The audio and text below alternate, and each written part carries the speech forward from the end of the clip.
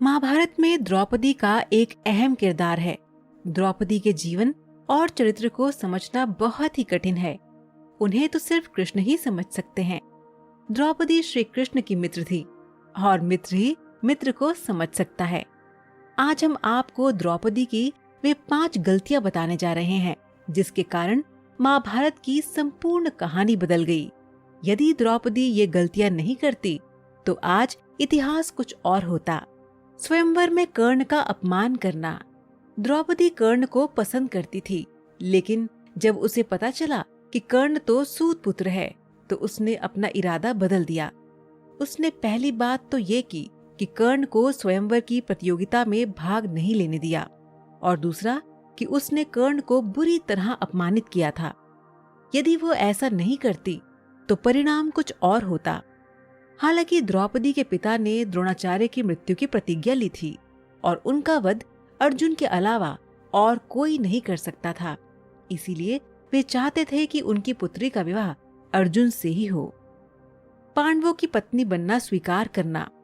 अर्जुन ने स्वयंवर की प्रतियोगिता को जीत लिया था, लेकिन किन्हीं भी परिस्थितियों में द्रौपदी यदि 5 पांडवों की पत्नी बनना स्वीकार नहीं करती तो आज इतिहास कुछ और होता।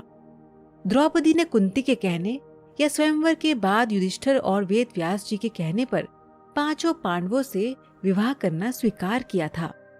दुर्योधन का अपमान।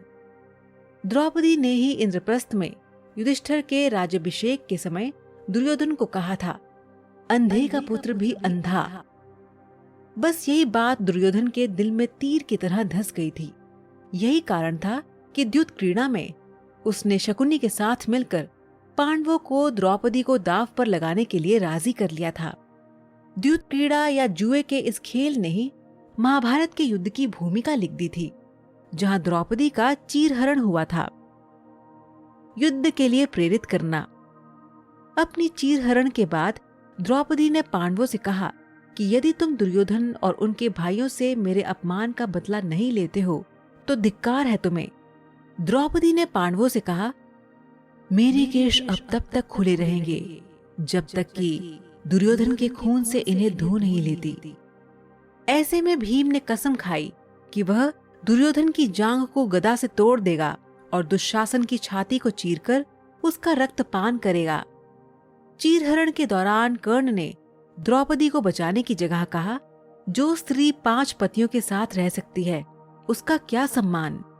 ये बात द्रौपदी को ठेस पहुंचा गई और वह हर समय अर्जुन को कर्ण से युद्ध करने के लिए उकसाती रही।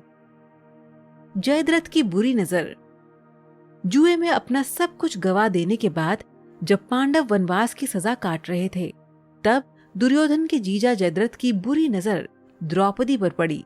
उसने द्रौपदी के साथ जबरदस्ती की और उसे रथ पर ले जाने का दुस्साहस भी किया, लेकिन ऐन वक्त पर पांडव आ गए और उसे बचा लिया। पांडव वहीं पर जयद्रथ का वध करना चाहते थे, लेकिन द्रौपदी ने पांडवों को ऐसा करने से रोक दिया, जो कि उसकी बड़ी गलती थी। द्रौपदी ने जयद्रथ के सिर के बाल मुंडवाकर 5 चोटियां रखने की सजा दी और सभी जनता के सामने उसका घोर अपमान करवाया। जयद्रथ किसी को अपना चेहरा दिखाने के लायक नहीं रहा और हर पल अपमान को सहता रहा। इस अपमान का बदला जयद्रथ ने चक्रव्यूह में फंसे अर्जुन के पुत्र अभिमन्यु को मौत के घाट उतार कर लिया। तो ये थे द्रौपदी की महाभारत को रचने में खास भूमिका। हालांकि द्रौपदी का उपरोक्त के अलावा और भी बहुत कुछ योगदान रहा है। इनमें से ऐसे कई कार्य हैं जिसके लिए उनकी प्रशंसा की जानी चाहिए। तो दर्शकों, आज का सवाल आपके लिए ये है कि क्या आप बता सकते हैं कि द्रौपदी के कितने पुत्र थे? आप इसका जवाब हमें नीचे कमेंट बॉक्स में दीजिए। हमें आपके जवाब का इंतजार रहेगा।